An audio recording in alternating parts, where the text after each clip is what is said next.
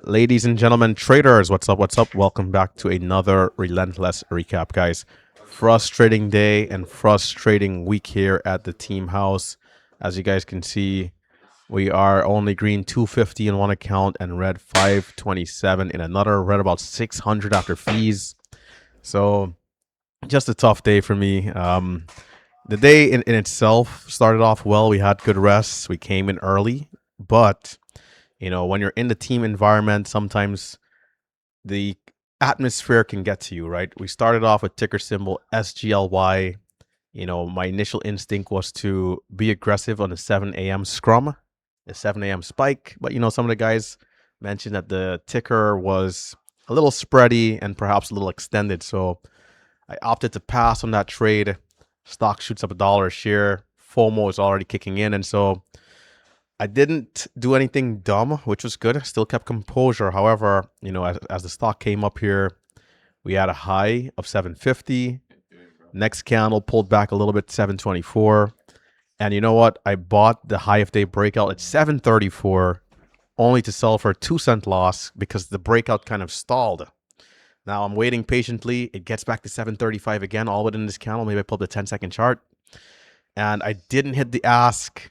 And within another second, the stock is already up 40 cents. And I'm telling myself, man, what a fucking start to the day, because I'm feeling as if I should already be at a daily goal. But sometimes that's how it goes. You have to still remain disciplined, remain calm, even when things might not go the exact way. And you know what? The team house, 9 times out of 10, when there's a call up that we're all in line with, that's usually the case, right?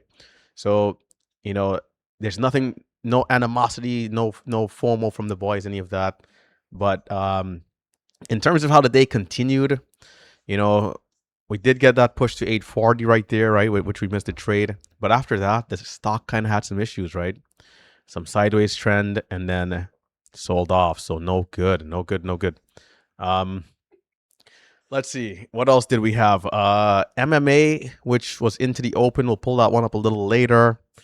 We also had HUIZ in the pre-market. If we pull back up our order entry here, HUIZ, you guys will see we were at $45, but we were green 500 3 different times on this ticker, which tells you that there was some pretty ugly trading. HUIZ, let's go. Pull it back here.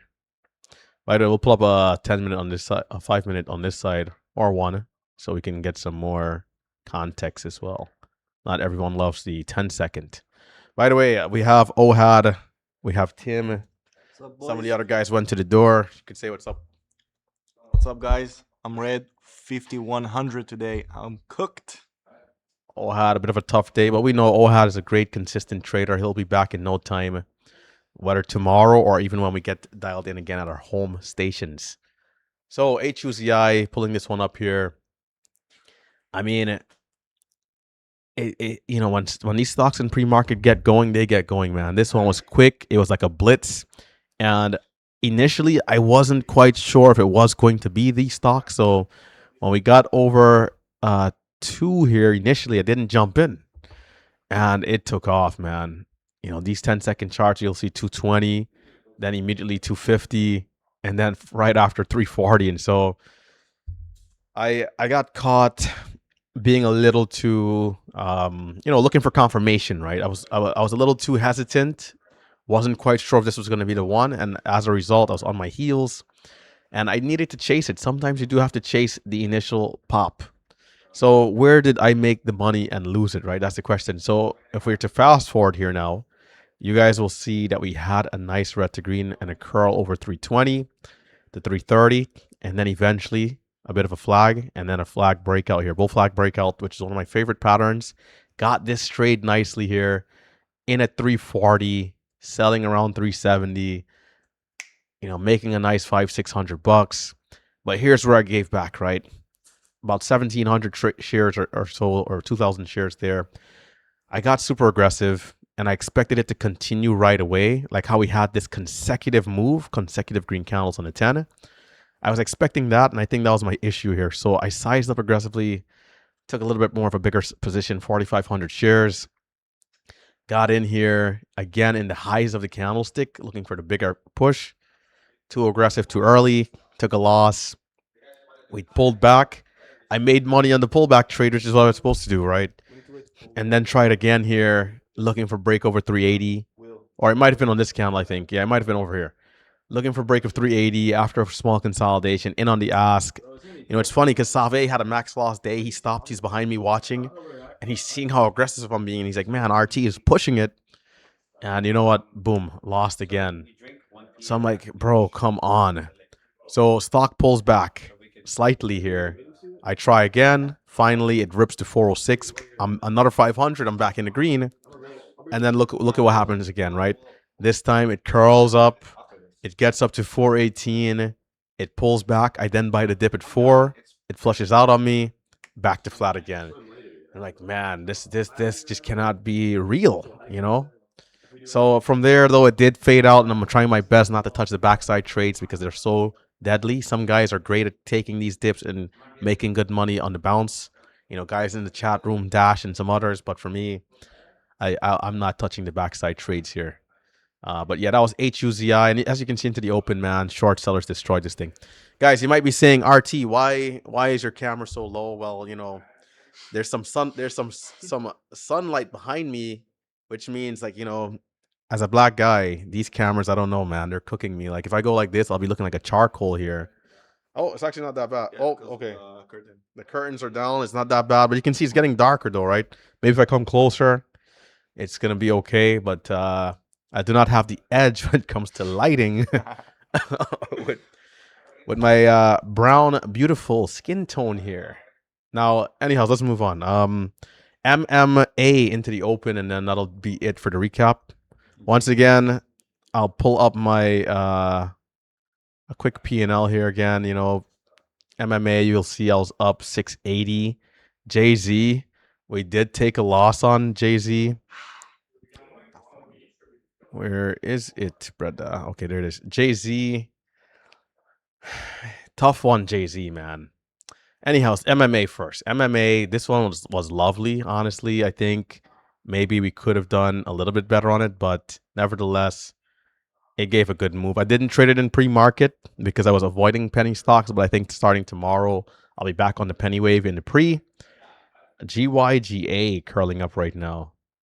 But yeah, MMA, you know, slow and steady in the pre-market, going from about 60 cents to 76 after the initial push. Slightly lighter volume on the beginning of the move, and then it pushed up nicely into the open sideways action until it finally got over the VWAP and then did this insane rip, guys. I had starter size, baby size, you know, down on the day. So I had just 4,500 shares, and I'm in around 50, was it 59 or 56 that I got in, or 60? Around 60, selling at 67. 7-cent trade, obviously not huge size. It would have been a bigger trade, which you know, if I had a good position, but I did not expect this thing to open up like this. I thought selling below 70 was a smart move because we would see a pullback, but this thing just, and I didn't have the stomach to get back in. Tim, who actually missed the first 10 cents that I got, he came and just started actively getting in and got some nice trades. So I was thinking maybe I was a little too passive after the initial win, but the stock kept going, and then we halted up, resumed, dipped, and then curled up. I got up to highs maybe about 1100, but churned heavily at the highs and then eventually gave back some off the top. It was a nice move. We did hope it would get over $1, but it didn't. It pulled back. I missed this entire red to green over here, not paying attention to it, thinking it was done. But for those of you who got the break of the VWAP trade here, man, clean red to green, going back up there to highs. And that was all she wrote. Yeah. Jay-Z, quick look at Jay-Z. This one we did make about 300 in the pre, and then we lost 400 at the open, sadly, on this massive flush down here. Pre-market, you know, a couple of quick 5-day scalps, break of 340 here, pushing up to 380. That's where we did the bulk of the move, bulk of the gain. And the open, we gave it all back, man. We got to be careful with these resumption trades, trying to get dip trades, and then, you know, getting caught into it. 2,200 shares. I was green 200 on the name, I believe, actually, the open, and then had an $800 loss there. So Not what I would like to see from myself into the open. If it was not for that trade, we would have at least made 1K at the open, which would have at least been decent.